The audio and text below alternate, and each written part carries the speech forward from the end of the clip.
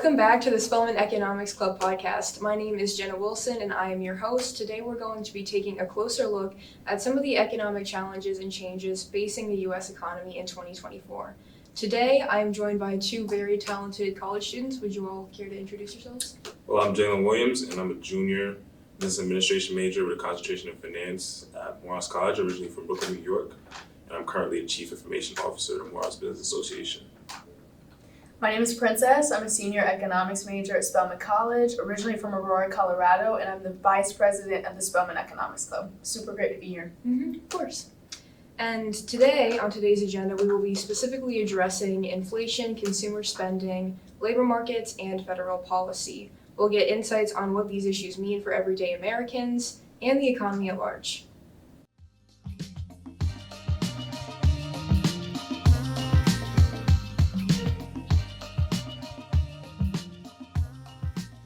Let's start with inflation, which has been on everyone's mind. Over the past 2 years, the Federal Reserve has raised interest rates aggressively to combat high inflation, which brought rates to around 5.3%, a historically high level. However, the Fed's recently lowered interest rates by 50 basis points, the first rate cut in 4 years. So my first question for you all is, what are your thoughts on the Fed's interest rate strategy? Do you think it effectively balances inflation control with economic growth, or are there risks of causing too much inflation?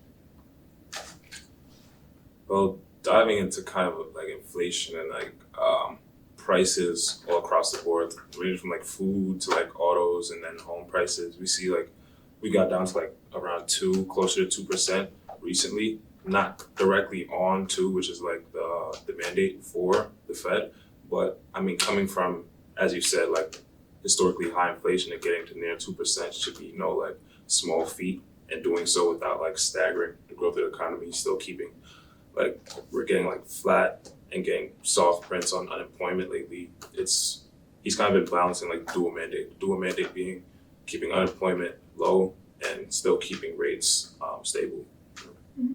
Yeah, and I just want to touch on, the aspect on, like, do we think that the Fed is doing the right thing? And I'll say, when they did their first 50 basis points cut, Jalen and I were in the same room talking about this, and I was just like, I did not expect that. I was not expecting that. And I honestly think that it was way too soon. I think that we're seeing the feedback from that 50 basis point cut and having this most recent PCE print, which was yesterday. When we say PCE, personal consumption expenditures, it's another metric for gauging inflation that the Fed typically uses and has like more of a weight on when they're making that decision to cut. Looking at PCE and seeing that it's sort of staying stagnant at it was 2.7% last month and it's 2.7% this month. That beat expectations. Markets expected it to actually decline to 2.6. And so we're kind of seeing this thing where, like, are we going to see inflation go back down? Or are we going to see it continue to kind of stay at this stable point because we just had this 50 basis point cut? So now it's kind of like, to Jalen's point, it's this teeter-totter and trying to figure out, was 50 too much? Or was 50 too little? Or was 50 just enough? And in my perspective, because of what we're seeing, I think that it honestly was too much. And we just need a little bit more pressure on the economy. We needed a little bit more pressure in order to see that 2% mandate. But Jerome was trying to be ahead of the curve. Definitely. Yeah. And so that's kind of where there's like this dissonance and like being ahead of the curve. We have an election coming up. Yep. They're trying to gauge all these different variables. But Yep. That was an As Princess said, you have like the election, you have people just wanting, like, you have consumer sentiment, you have consumer credit, you have people want to purchase homes. It's just a bunch of, and the election, of course, you have a bunch of different factors. Like, it's hard to decide where the economy is going, but I mean, the Fed, that's their job. And I feel like the 50 basis point cut, it was slightly necessary because of the scare that we had in non-farm payrolls that we talked about, where it came like 60K soft, which is like a huge difference for context in a prior month's reading or an estimate to come in 60K soft. That means that jobs are not growing at the pace that they should be. So there was room for there to be like stimulation in the economy. Thank you for those additions. And with inflation generally decreasing, hence the interest rate cut, why do so many people still feel like prices are continuing to rise, especially for necessities? yeah, so Jalen and I were talking about this earlier, and I'm going to touch on the aspect of corporates' control over that. In Econ 101, we talk about oligopoly, monopoly versus like competitive market, Mhm. who has price advantage in each of those different structures. And I will say, like, a majority of the corporations we have are structured like monopolistically, they're oligopolies. And so they have price control, and I honestly think that that's sort of been why we see prices for those more fundamental necessities staying where they are as opposed to, you know, coming down drastically. There's two aspects to that. I think one, like in a competitive market, if prices were to come down drastically to the point at which like we were like used to seeing them or would like to see them, there would be shortages. Yeah. Because prices would be way too low. Everybody would hop on it, and like we would see prices rise like way back. Yeah. Oh my gosh, what am I saying? We would see prices rise like Yeah. way past equilibrium. Mhm. And then the other aspect of that is the fact that it's not really they're not really competitive markets. Mhm. And so trying to get a corporation to make the decision to, hey, like maybe I'm gonna skim down on how much I'm paying my employees so that then those lower prices can be given to consumers. Yeah. Now you're like kind of betting against the household at the same time. Like, how do I cut their wages and make it less expensive for consumers when the consumer is the person working in the corporate? Mhm. So That's an excellent Another point I have is about like kind of COVID kind of brought about like a new age of capitalism to me, because you see like companies, these are people who are struggling, people, we saw soaring unemployment rates, like a horrible labor market, yet prices could stay where they're at and we know people are gonna buy. Yeah. So it's like you go through what COVID was since 2020, you go through 4 years of that, you Yeah. can keep prices high where they are. It's like, what's the incentive for a company to bring it down? You know, Right. so it's just a new age of also greed on Mhm. on the like side of companies, but definitely economic implications as well. So I definitely agree with that. And while we're on the topic of consumer spending, let's look at specifically household finances and how consumers are spending their money. Despite very recently high interest rates and dwindling savings, consumer spending has remained surprisingly strong, particularly for essentials and services. However, credit card debt is rising, which raises questions about whether this level of spending is sustainable in the current economic climate. So, what do you think about the current trends in consumer spending and credit use? Is there risk of households overextending themselves, or do you think the economy is strong enough to sustain these spending patterns? when we look at consumer credit, so consumer credit had been rising in the months prior to the hike, right? So we're saying like top of the year all the way till September. But then when we look at the October reading, which measured September so let's say the cut was September 18th, you said? Mhm. So from mid-month of September to like the end, we saw the estimate for consumer credit, so outstanding consumer credit around the nation was around 12 billion, the estimate. And then the reading came on at 8, but the prior month was 25. So that's a drastic, you go from 25 to 8 billion in outstanding credit. That means that that rate cut actually affected people's pockets. People don't feel the need to, take out credit. People are actually paying cash for the necessities they need. So you see, like, the downward pressure put on the economy is actually helping, or not helping consumers, but in their mind it's helping them. They see it as, we don't have to take out all this credit all the time. You have better rates. Yeah, and I just adding on to that, I just think that like we've seen consumers and their resilience like for the past 3 years. That's why the Fed has been like fighting so hard to fight inflation, is because consumers have like continued to spend. And I think it's like they've had that decision between, do I spend my cash or do I spend this debt? And that's where like Jalen is bringing up the point, like, okay, when we talk about revolving credit facilities, we're talking about credit cards. Yeah. So people have been paying down these credit cards. I think like consumers have been so resilient all the way up to interest rates that have been like 5.33, right? Like what was it? Is the range 5.2 to 5.55? 5.25 to around 5.5 as you said, Yeah. This is Fed funds. So like with this super high Fed funds rate, I think that consumers are finally like really feeling that. And there's like sort of this lag. We were reading it in a Bloomberg article, like there's a lag when it comes to seeing those kinds of rates price into like consumer loans. And so I think consumers are now feeling the pressure, feeling these super high APYs, like 21 to 23%. And now it's like, okay, how do I reduce all of this debt? How do I pay down my debt so that like that interest payment, that interest burden is not as strong? And so it's just an optimization question, like debt versus cash. Right. And I'm sure as college students, we've all considered what the labor market is looking like and what it will look like when we're finally going into the workforce. So the US has maintained a relatively low unemployment rate compared to years past, with around 4.1%, which just shows continued demand for workers. However, wage growth hasn't kept up with inflation, so purchasing power for many workers has remained limited.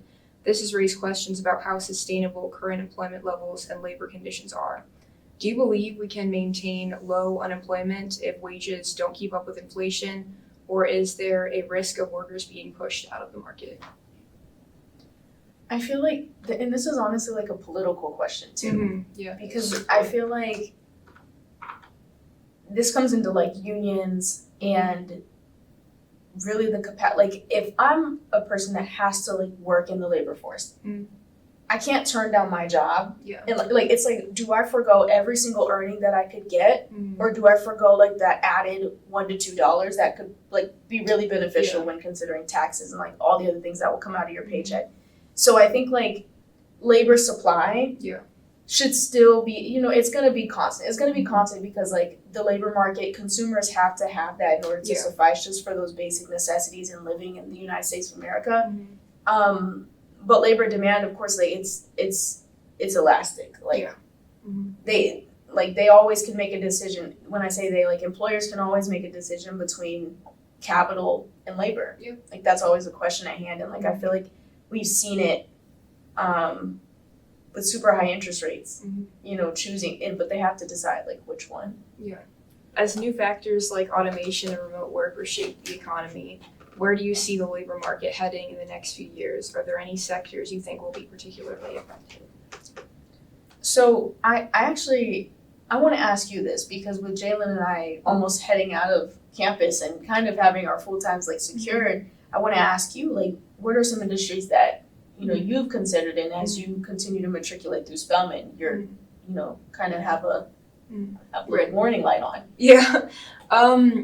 I've considered like more, like before really like thinking about being an economics major and everything, like I've considered more artistic fields. Obviously that's something that's been coming into question with regards to AI specifically, and how a lot of that can be recreated. Even podcasts can be recreated by AI. Like if you've ever, I think it's called like Notely or something like that. There's this one that like literally creates podcasts based on prompt. So that's something that's definitely been on my mind. If you're doing anything that's related to like data analysis, that's also something you have to consider, because like AI can also like do data analysis pretty well. Or if you're into journalism, that's another thing.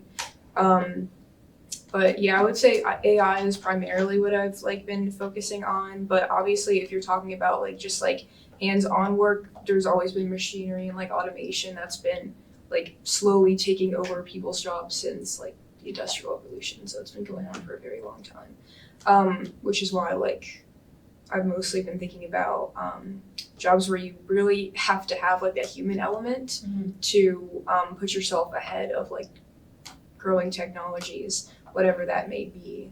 But yeah, certainly overall. Yeah, and that just made me think about like when we think about emerging markets, like there's going to be opportunities in several different countries. Just like, are Americans going to be willing to like move to those countries to do that work where there is opportunity? Would the foreign countries even be open to that? With our policies. I don't know, but it's a good question. It's interesting. So how do you think this realignment of investment priorities towards tech and intellectual property over construction will affect long-term economic stability? Could this be setting up new growth areas, or does it introduce risk in different regions and industries? So obviously, like outperformance in AI, the whole tech sector, data centers, etc., is gonna just contribute to like a bigger piece of the pie when we talk about GDP coming from obviously the tech industry. So that's like an indicator of economic growth, but like less elastic industries like construction, which have been pretty stable across like time, that should keep the economy relatively stable. I mean, the construction companies always have subsidies and always have contracts from the government to be able to have an income stream. So I don't think it should be too drastic of a change, but obviously as we go on, we're gonna see AI, tech, be much greater of a driver of economic growth in years past. Something similar to like the internet bubble, I would say. Yeah, and like I want to touch specifically when you asked about like certain groups within the labor market. Like I want to just touch like certain groups within society. Like I think students like us attending HBCUs, students that are studying things outside of computer science, like we're gonna have to figure out some way to get that like curriculum into our everyday, because like things are becoming more automated every day. That's like relative to the question that you just asked us, and so it's like even looking at a trading desk, like a trading desk 10 years ago, you have people standing around everywhere shouting. I just learned that they used to do hand signals to like quote different prices. It doesn't look like that anymore. Now it's all Bloomberg chat and like, hey, can you send me what's pricing on this? And your trader is sitting like right over there. Then you have other traders that are literally coding up when and how to like purchase, how many to size. And so it's like, if the trader is going to learn, he's going to have to learn how to code. The everyday person will probably have to learn how to code too. Like, and that just happened in the midst of 10 years. And so it's like, we're already seeing a lot of these schools, like Georgia Tech, all these technical schools are like beginning to ensure that their students have a full and well-equipped understanding of computer science and more quantitative things. I just think that we can't afford to play the catch-up game in that, because that's where, when structural unemployment, that's kind of what it is. Like the marginal groups that are left on the sidelines because we didn't have the capacity or the resources, when it's like, we have to get it while we can. I definitely agree with that. It's very important for, especially like us as members of HBCUs, to ensure that we have curriculums that integrate like genuine efforts of like integrating AI and integrating different information about automation, so that we're like keeping up with everything else and everybody else, especially since Georgia Tech is right nearby and we're competing with other people in the job market. We need to put ourselves ahead. Definitely going like off what Pizza said about like avoiding that catch-up game. Like, there's not really a nice way to say like there's not really room in today's society. Definitely not 10 years from now for anyone who doesn't like have like a concerted effort towards keeping up with technology. Like, there's not gonna be seats in like revenue generating roles, whether it's trading, banking, private equity, regardless if you don't have like that type of acumen. So I think that will contribute to economic growth, because just our generation will have a new skill set that generations prior didn't. You know? Finally, let's consider the big picture. Inflation remains a primary focus, but there are only so many rate hikes the Fed can make without broader impacts on growth.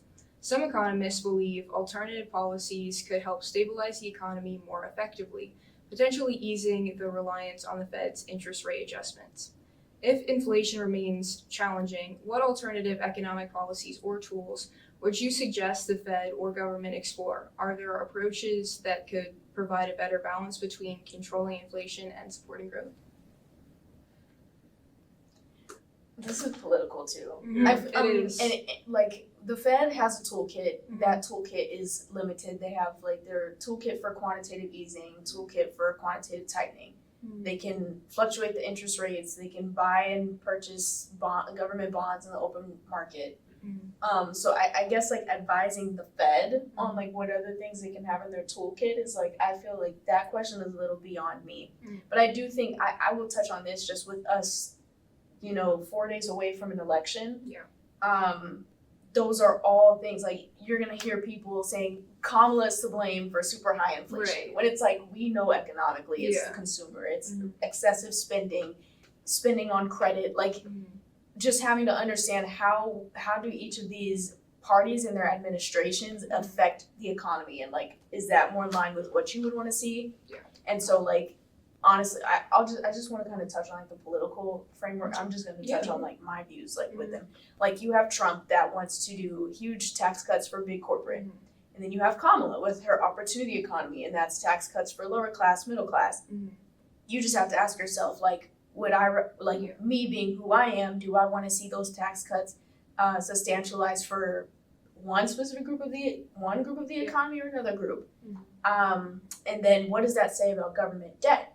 Because then government debt is the issuance of all these bonds, right? And then who's holding those bonds? That's a question on, do we care more about physical security when it comes to foreign governance, or do we care about financial security? You know, would we rather China hold all this?